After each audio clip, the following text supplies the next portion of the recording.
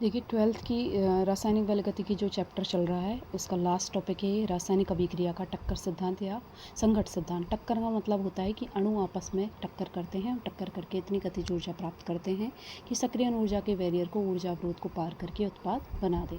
तो ये कॉलिजन जो थ्योरी है, ये कॉलिजन थ्योरी दी थी मैक्स ट्राउट और विलियम लुइस ने। अब बोल रहे हैं इनके अनुसार अभिकारक अणुओं को ठोस गोला माना जाता है जो आपस में टक्कर करके अभिक्रिया करते हैं, कि अणु जो होते हैं वो ठोस गोला होते हैं और आपस में टक्कर करते हैं और अभिक्रिया करते हैं। अब यहाँ नेक्स्ट हमारी जो हेडिंग आई है वो संघट्ट आवृत्ति आई है, मतलब प्रति इकाई आयतन में है और प्रति सेकंड में होने वाली जो टक्करों की संख्या है। आयतन देखेंगे और सेकंड देखेंगे, जितनी भी टक्करों की संख्या है संघट्ट की संख्या उसे संघट्ट आवृत्ति कह देंगे। A+B अभिक्रिया कर रहा है, अभिकारक अभिक्रिया कर रहा है, उत्पाद बना रहा है।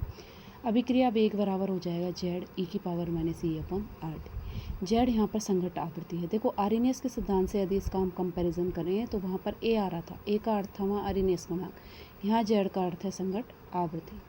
यहाँ बोल रहे हैं ये केवल सरल अणुओं के लिए लागू होती है। अब देखो प्रभावी संघट्ट की बात करें, प्रभावी संघट्ट को हमें समझना होगा कि टक्कर के लिए गतिज ऊर्जा तो चाहिए हमें, गतिज ऊर्जा तो इतनी होनी चाहिए कि वो सक्रियण ऊर्जा के बैरियर को पार कर ले, लेकिन उसके साथ साथ उसका सही ओरिएंटेशन, सही विन्यास होना बहुत आवश्यक है। तो वे टक्करें जिनमें अणुओं का पर्याप्त गतिज ऊर्जा होती है, सही विन्यास होता है, उन्हीं टक्करों को हम प्रभावी टक्करें या प्रभावी संघट्ट कहते हैं। एग्जाम्पल देखो हमें लिया है, एग्जाम्पल है हमारा CH3Br की अभिक्रिया OH- से कराई, तो OH इधर आ जाएगा, PR इधर आ जाएगा, तो CH3OH PR-। अब हम देखना चाह रहे हैं विन्यास का क्या फ़र्क पड़ रहा है। एक बार तो अनुपयुक्त विन्यास लिया है, एक बार उपयुक्त विन्यास लिया है। अनुपयुक्त का मतलब है कि ऐसे उठा के रख दिया, ये रख दिया उठा के, ना तो OH यहाँ पाएगा ना BR यहाँ जा पाएगा, तो कोई प्रोडक्ट नहीं बनेगा। लेकिन इसी के विन्यास को हम उपयुक्त बना दें, जैसे हमने कार्बन के 3 हाइड्रोजनों को, एक को ऊपर, एक को नीचे, एक को इधर रख दिया, यहाँ से BR तो निकलता जाएगा और OH जुड़ता हुआ जाएगा, ये बन जाता है मध्यवर्ती। हमने देखो HI वाले एग्जाम्पल में पढ़ा था, सक्रियण ऊर्जा निकालने वाले में मध्यवर्ती बन जाता है, ऊर्जा बैरियर को पार कर जाता है और लास्ट में क्या बना देता है प्रोडक्ट। BR यहाँ से निकल गया, OH यहाँ जुड़ गया, तो OH को हमने यहाँ छोड़ दिया, ये उत्पाद हो गया। अब नेक्स्ट हम पढ़ने जा रहे हैं, देखो नेक्स्ट है हमारा कि अभिकारक जो हैं उनको अभिक्रिया करने के लिए 2 अवरोध पार करने पड़ते हैं। इससे पहले केवल सक्रियण ऊर्जा का अवरोध था, अब अभिविन्यास का भी अवरोध आ गया है।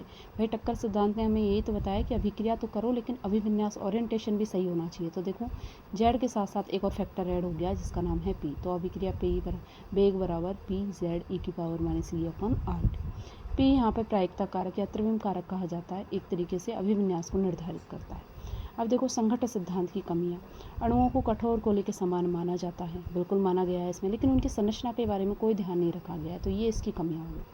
देखो बच्चों केमिकल काइनेटिक का चैप्टर हमारा पूरा हो चुका है, इसके जो न्यूमेरिकल्स हैं वो अब हम कराने वाले हैं कुछ ही टाइम में, ठीक है। इसके अलावा अभी आप लोग चाहते हो कि भाई ये चैनल चलता रहे, अपन अच्छे से पढ़ते रहें, यूट्यूब अपने चैनल को नहीं हटाए, तो सब्सक्राइब कर लो इसको, लाइक भी किया करो, कमेंट्स भी किया करो, बेल आइकन को दबा दो जिससे वीडियो जब मैं डालूँ तो तुम्हें पता लग जाए, ठीक है बच्चों। पढ़ते रहना, साथ साथ रिवीजन करते रहना, हम न्यूमेरिकल प्रैक्टिस जल्दी ही करेंगे।